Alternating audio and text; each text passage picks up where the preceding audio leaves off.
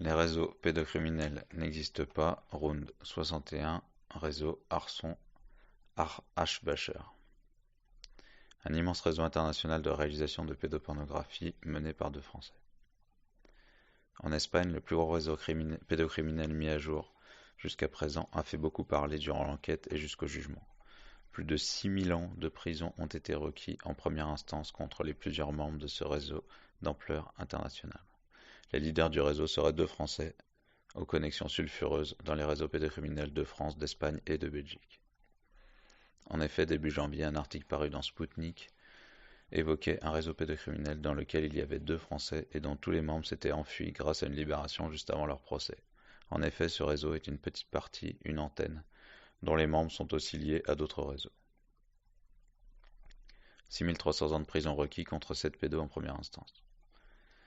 Le procès de première instance a eu lieu à huis clos sur 13 jours en octobre et le procureur avait requis plus de 1000 ans de prison contre deux membres de ce réseau, le plus important mis à jour en Espagne jusqu'à présent pour prostitution de mineurs, viol, production et diffusion de pédoporno. Plus de 300 films pédos ont été mis à leur actif, sur lesquels 103 mineurs différents au moins ont été comptabilisés, mais seulement une trentaine ont été identifiés formellement. Près de 600 clients dans 45 pays 600 clients dans 45 pays ont été identifiés ainsi qu'une trentaine de sites différents. En première instance, en 2019, les peines ont logiquement été très lourdes. Au total, 6300 ans de prison ont été demandés par le procureur contre 7 types, dont 3 étaient en fuite au moment du jugement. 1088 ans ont été requis contre José Cardona Serra, récidiviste. Finalement, la peine fut de 132 ans, la peine la plus importante. Il a été condamné pour association de malfaiteurs, utilisation de mineurs pour tourner de la pédopornographie et distribution, et plusieurs abus sexuels. En appel, il a pris 20 ans. 1016 ans contre Martín Rafael Chanza Almodovar, déjà impliqué avec son vieil ami Cardona dans un réseau similaire dans les années 90. Il n'a finalement pris que 12 ans de prison pour tournage et distribution de pédoporno. 1179 ans contre Jean-Luc Arbach-Bacher, qui était considéré comme le meneur du réseau, a finalement pris 240 ans en septembre 2022. On lui reproche plusieurs centaines de victimes, s'étant lancé dans la pédopornographie au tournant des années 2000. 1028 ans contre Fernando Aguilera Garrido, ex-policier déjà condamné en mars 1994 à 39 ans, puis 4 ans de prison en appel en 1996 pour corruption de mineurs, et ami de longue date de Cardona. Il a finalement pris 20 ans de prison alors qu'il s'agit des mêmes faits que Chanza Almodovar, également récidiviste, qui n'a pris que 12 ans. 710 ans contre Younes Nassiri, d'abord victime et devenu complice. En cava, il aurait été arrêté en 2022, mais n'a toujours pas été jugé. 720 ans contre Christian Arson, qui a pris 19 ans en appel faute de preuves sur son implication dans de nombreux faits et parce qu'il a nié en bloc. 776 ans contre Miguel Aviles Fernandez, récidiviste. Finalement, il a eu 4,5 ans, 4 ans et demi de prison pour exploitation de mineurs à des fins de pédopornographie et de la distribution. Ça paraît fou. Et magie avec le jugement en appel de mai 2021 qui concernait José Cardona Serra, Fernando Aguilera Garrido et Martín Rafael Chanza Almodovar et Miguel Aviles Fernandez, les peines ont été fortement réduites à quelques années de prison. Mais les deux Français avaient pris la fuite avant le procès. Quant aux clients, aucun n'a été inquiété semble-t-il. Ce réseau a été démantelé du moins en partie en 2015-2017. À l'origine, une mère de famille s'est inquiétée de ce qu'il arrivait à son fils, placé depuis peu dans un centre pour mineurs de Tortosa, à 100 km au nord de Valence. Elle a alerté les services de la protection de l'enfance sur les allées et venues des mineurs dans ce centre et l'opération Trinity a été lancée. Des jeunes d'un autre centre revenaient aussi dans l'établissement avec les poches pleines de tabac, du shit ou un peu d'argent. L'enquête a montré que ces jeunes étaient recrutés par des adultes pour des tournages porno et amenés vers l'appartement d'un couple de Français. En mai 2015, 3 types ont été arrêtés, les deux Français, Jean-Luc H. Becher et Christian Arson, qui vivaient en Espagne depuis des années, et le Marocain Younes Nassiri, qui ont été libérés, ainsi que deux autres accusés juste avant le procès se sont enfuis d'Espagne.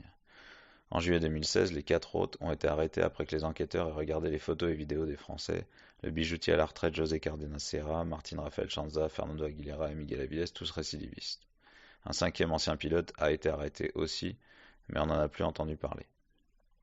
Donc 2016, voilà, quelques années plus tard. La base de ce réseau était dans les régions de Valence où se déroule aussi. Donc 2 affaires que je vous renvoie à un podcast qu'on a fait qui s'appelle le réseau Fabra Alcacer. Donc je vous renvoie à cet article réseau de la série. Donc première affaire, l'affaire du bar Espagna, où on retrouve un réseau de production de pédopornographie et même de snuff movie, avec derrière la caméra le français Bernard Alapetite, bien connu notamment, qui était déjà parmi les individus soupçonnés dans l'affaire du Coral avant qu'elle ne soit étouffée. Ce réseau-là était actif dans les années 90-2000 au moins. Et l'autre réseau, l'affaire des meurtres de 3 adolescentes à Alcacer en 92, ville dont est originaire Rafael Chanza. Ça quand même, c'est incroyable comme information. Je vous renvoie à l'article. On continue sur cette affaire. Les deux Français qui vivaient alors en couple ont apporté leurs compétences en tournage et leur réseau de distribution de vidéos à l'international à partir de 2002, quand H. Becher a créé sa boîte de production Productos HCOM. Selon l'enquête, ils ont commencé à tourner de la pornographie avant de leur film sur catalogue. 2000 titres étaient référencés dans l'appartement d'Arson et auraient inclus des mineurs dans leur tournage en 2002 parce que leur boîte de production de porno gay périclitait avec le développement d'Internet et du porno gratuit disponible en un clic. C'est quand même incroyable. Ils étaient pédophiles, mais ils ont commencé à entrer dans la criminalité en faisant du porno infantile parce que cela rapportait de l'argent, a expliqué un inspecteur de police. H. Becher était propriétaire à Valence de 2 boîtes, l'une de production audiovisuelle appelée donc HCOM SL, basée à Barcelone, et l'autre de diffusion de magazines. Avec Arson, ils auraient commencé à réaliser leurs films pédoporno au tournant des années 2000 avec des mineurs trouvés un peu partout dans le pays. En 2008, H. Becher avait déjà été arrêté par la police espagnole pour des faits de pédocriminalité, mais il s'en était sorti avec seulement 10 mois de prison. Entre 2010 et 2015, la société de production aurait déclaré 106 988 € de chiffre d'affaires, dont 95 000 € d'origine injustifiée. Ce qui est peu quand on connaît le prix de vente de la pédopornographie réalisée sur commande, où le film se vend au moins à quelques milliers d'euros. Selon l'enquête, rien qu'en 2011, plus de 200 clients avaient fait des demandes de scénario. Cette année-là, le réseau a pris beaucoup d'ampleur avec l'arrivée de Younes et d'un autre pédo de la bande à Tortosa, à 100 km au nord de Valence donc. 3 millions de contenus ont été retrouvés sur 1500 DVD et 12 disques durs. Il y avait donc 2000 films au catalogue de ce réseau. Beaucoup de films auraient été tournés dans l'appartement d'un des Français à Valence, ou alors à Albufera, à El Saler, d'autres zones de la ville, ou à Xabia, dans le chalet appartenant à Cardona. D'autres aussi ont été tournés à Malaga ou à l'étranger. Sur certains, on voit les accusés violer les mineurs. En Espagne, ils payaient des gamins pris dans les rues, des immigrés ou des enfants de familles défavorisées pour les filmer contre 10 ou 20 euros. Jamais plus de 30, disait-il. Certains des mineurs victimes étaient placés sous la responsabilité des services sociaux. Les perquisitions réalisées chez H. Becher et Arson et dans les locaux de sa boîte ont été fructueuses. Ainsi, un article du journal du dimanche paru le 14 août 2016 explique: les enquêteurs ont mis au jour la bagatelle d'1 million de documents, photos et vidéos mettant en scène des mineurs entre eux, des ados violés par des adultes, voire des jeunes avec des animaux, et saisi un stock d'1 millier de DVD. La commercialisation s'effectuait sur Internet par la vente de clés de chiffrement permettant d'accéder à l'un des 28 sites. Donc, Boya, Rapsex, BestinTube, Gayboybook, rattaché à sa société ou par correspondance avec l'envoi de DVD par la poste. Les enquêteurs ont pu tracer des gains de l'ordre de 80 000 € en 3 ans. Bon, c'est pas grand-chose. Jean-Luc Aschenbecher a personnellement mis en cause dans les viols de 8 mineurs. Fin de citation. Une trentaine d'adolescents passés par la protection de l'enfance, parfois âgés de 11 ou 12 ans de nationalité espagnole mais aussi roumaine ou marocaine, ont été identifiés parmi leurs victimes. Et 3 d'entre eux étaient devenus des agresseurs. Un réseau international. Mais ces pédos, notamment Chanza et les deux Français H. Becher et Arson, qui sont considérés comme les cerveaux du réseau, voyageaient aussi beaucoup à travers le monde. Les enquêteurs ont retrouvé des traces de visites au Maroc, au Laos, au Kenya, en République tchèque, en Roumanie, en Tunisie, en Turquie, en Thaïlande, en Cambodge, au Vietnam, au Sri Lanka, à Java, à Bali, et aussi en France où des films ont été tournés selon les enquêteurs espagnols.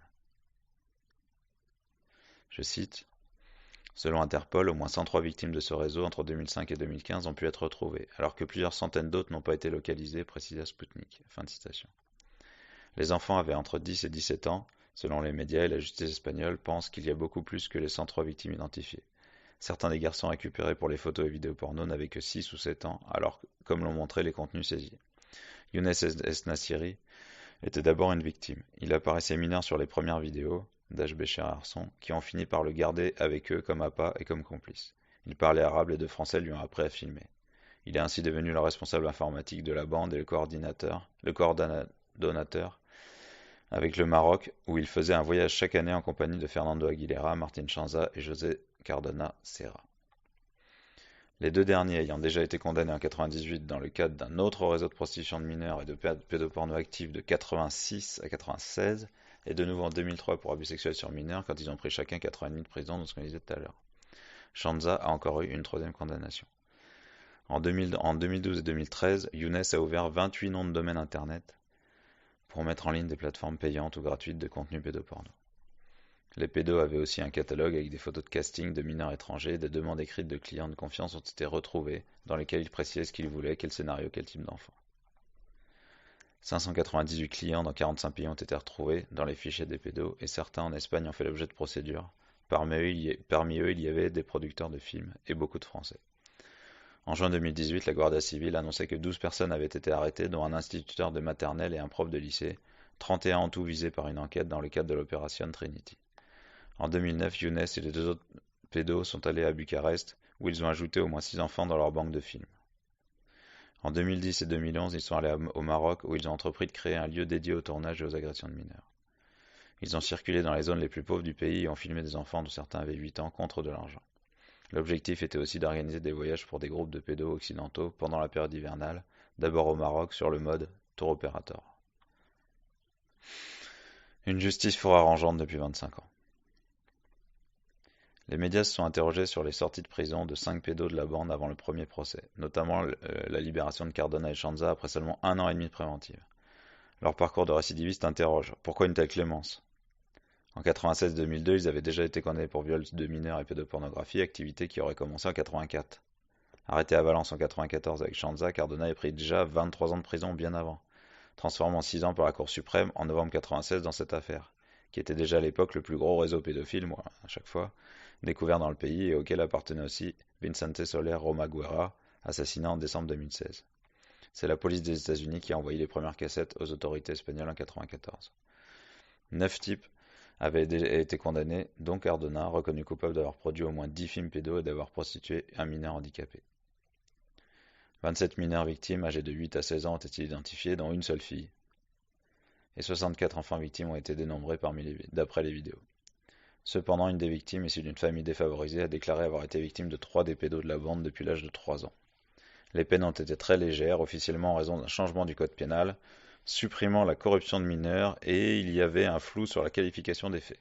On notera que la majorité sexuelle a en même temps aussi été remontée de 13 à 16 ans. C'est ainsi que finalement en 1996, 4 pédos ont eu des peines entre 3 et 6 ans de prison et que les 3 autres, dont Roma Guerra, qui a pourtant été identifié sur une vidéo où il viole un mineur, ont été acquittés. Ces jugements ont fait scandale et sous la pression de l'opinion publique, les législateurs ont rapidement renforcé les peines contre les pédos. À cette époque, Chanza vivait juste à côté d'Alcacer, la ville où 3 adolescentes ont été massacrées par un réseau de pédos VIP protégés par la justice et les autorités. Je vous renvoie à l'autre article que j'ai déjà cité. Des vidéos ont aussi été distribuées en France, mais ça, on n'en a pas entendu parler. Parmi les accusés, un prof d'informatique américain dans un collège privé de Valence, donc Valence en Espagne évidemment, Thomas McGuire, un sergent de gendarmerie. Aux États-Unis, un autre enseignant impliqué dans le réseau depuis 1986, Eugene Leitizer, a été condamné pour production et distribution de pédoporno dans cette affaire, et la plus grosse quantité de pédoporno à l'époque a été saisie à cette occasion. Maguire et Leitizer se connaissaient depuis les années 80 et s'échangeaient déjà des contenus pédoporno par courrier puis via Internet. Maguire a pris 135 ans dans le volet espagnol du dossier et a aussi été jugé aux USA pour avoir distribué les films du réseau de Valence et d'autres contenus. Dès leur sortie de prison, Cardona et Chanza ont repris, toujours à Valence, leurs activités de corruption de mineurs et de production de pédopornographie. En mai 2002, ils ont donc à nouveau été condamnés, Cardona à 4 ans et demi et Chanza quelques mois de plus.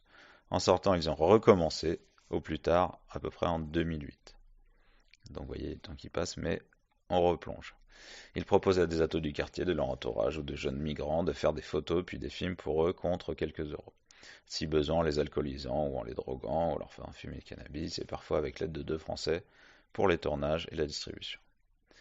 Cardona et Chanza ont été arrêtés dans l'opération Trinity en juin 2016 et placés en détention préventive, mais bizarrement un juge a décidé de les libérer en février 2018. Je cite, moyennant une caution qualifiée de très faible par des sources légales, précisait un article de presse. Fin de citation. Pourtant, la police a retrouvé dans de nombreux disques durs et appareils saisis des films de viol d'enfants de tous les âges, y compris de moins de 4 ans, auxquels il fait subir diverses violences sexuelles, y compris sado-maso. Si on en juge par la chronologie des faits qui leur étaient reprochés dans la procédure de 2016, il n'arrêtait pas et avait de nouveau accumulé des millions de fichiers pédoporno. Dans ce réseau, il y avait aussi Vicente Soler Romaguera, donc un faux médecin, selon certaines sources, assassiné en décembre 2016 par 3 jeunes d'origine roumaine âgés de 18 à 22 ans au moment des faits. Il l'aurait torturé puis asphyxié dans son appartement. Évidemment, ce crime n'aurait rien à voir avec les antécédents de la victime, bien qu'il les avait invités chez lui et leur avait offert de la coke en échange de relations sexuelles. Bien qu'ils aient utilisé sa carte de crédit, il a fallu 1 an avant de les arrêter en Roumanie et en Angleterre et d'identifier le troisième type en Espagne. Peu après son acquittement de 96, il a été condamné pour des faits similaires. Notons au sujet de la Roumanie que c'était une destination de voyage de Cardona et Chanza. Une fois sur place, il contactait des jeunes tous azimuts pour des séances de photos érotiques, le même modus operandi que celui utilisé au Maroc et probablement ailleurs. Quant à Fernando Aguilera Garrido, alors qu'il était encore dans la police, il avait déjà été condamné en 94 pour des agressions sexuelles d'une vingtaine de mineurs qu'il avait pris en photo et filmé, alors qu'il était dans la police en 94. Avant toute cette histoire. Il a été condamné à 39 ans de prison, mais ne devait faire que 12 avant que sa peine soit ramenée à 4. À l'époque, il avait aussi déjà réussi à être libéré de préventif juste avant le procès, donc ça on l'avait dit tout à l'heure quand même. Le parcours des deux Français bien inséré dans le marigot pédocriminel. Alors, enfin, du côté des 3 fugitifs, les 2 Français qui s'étaient réfugiés en France, le paradis des pédos, avaient un long parcours dans la pédopornographie, et avant cela dans la pornographie. H. Becher en était en effet, tenez-vous bien, directeur artistique de films porno depuis le début des années 90. En 91, il a participé au tournage de films Noces Rituelles, puis en 92 de Trafic Féminin et ULM, produit par Gérard Menou, patron sulfureux de la société de production de porno X-Défi. Donc avant ça s'appelait Défi Production. Liquidé en 99, qui était un militant pour la libération de la pornographie. En 94, Menou a été condamné à Perpignan à 3 ans de prison pour diffusion de pédoporno et banqueroute frauduleuse. Sa maîtresse, directrice financière de la boîte, a été condamnée et devait verser 120 000 euros. Il n'était pas présent à son jugement. Il est passé en correctionnel, car comme ce fut le cas pour Bernard Alapetite, jugé séparément dans le même dossier, Ado 71, en tant qu'organisateur du réseau. Bientôt on aura un article sur ce réseau, je crois. Faut que je le récupère.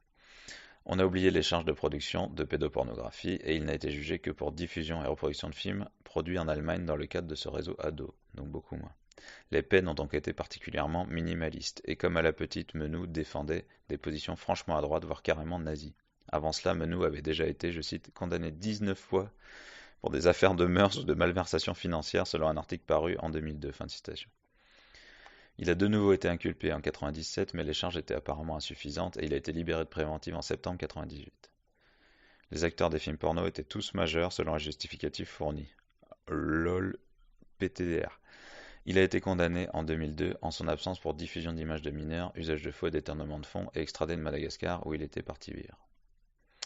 Par ailleurs, Menou a été dénoncé par un certain Didier Pellerin, alias Maîtresse Roxane, dans le cadre de l'affaire Zandvoort, un réseau de production de pédopornographie aux Pays-Bas. Je vous renvoie à un article qui traite particulièrement de l'affaire Zandvoort, connecté avec la Belgique pour lui-même accusé par l'association donc belge Murkoven au début des années 2000.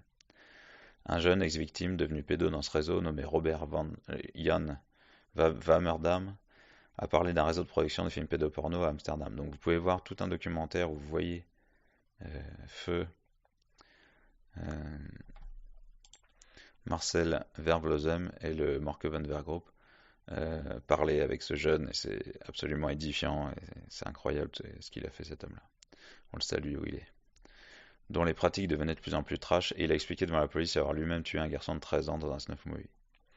Wammerdam a déclaré en audition avoir rencontré Dutroux régulièrement dans un bar pédo d'Amsterdam en 94-95, année où il enlevait des gamines dans les rues de Belgique, une grande mode à l'époque apparemment.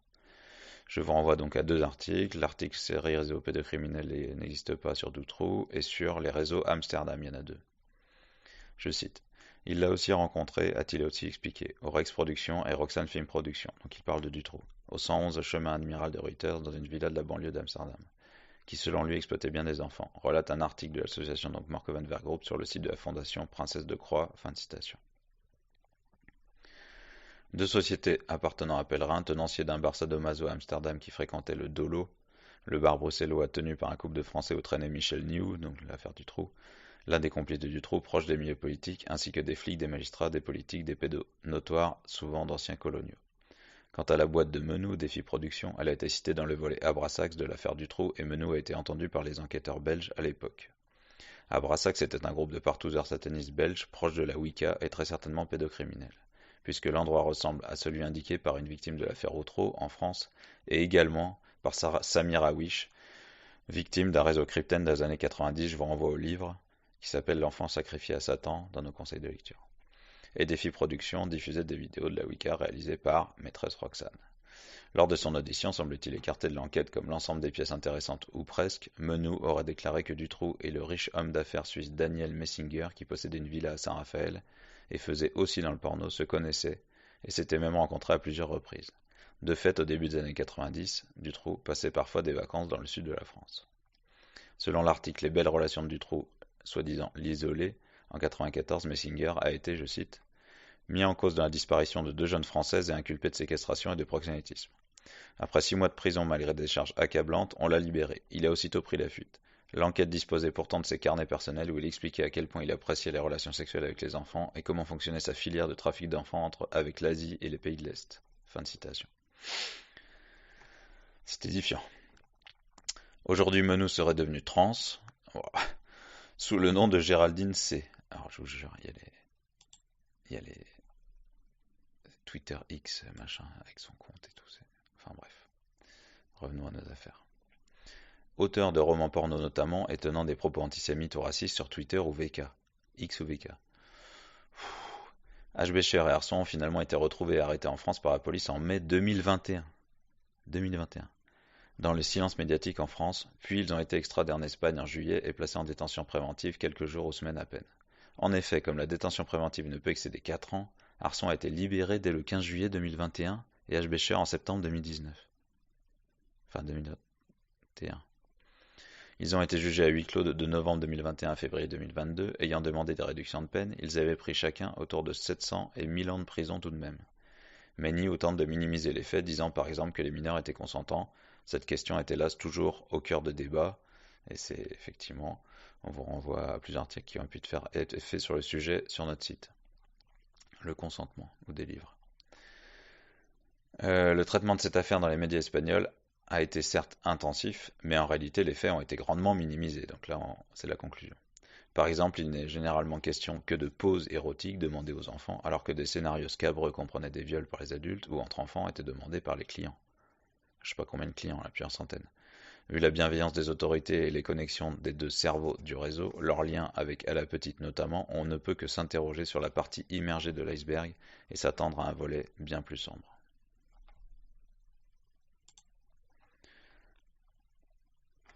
Au final, je vous répète quand même toutes les peines.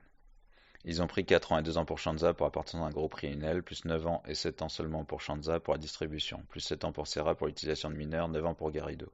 Serra a encore pris 3 fois 5 ans, 7 ans, 6 ans, 7 ans, 8 ans et demi pour abus sexuel de mineurs et Fernandez 7 ans, plus d'autres peines et autres délits. Mais ce qui compte c'est maintenant. Au final, toutes les peines ont été confondues pour un maximum de 20 ans pour Serra et Garrido, 12 ans pour Rafael Shanza et 4 ans et demi pour Fernandez.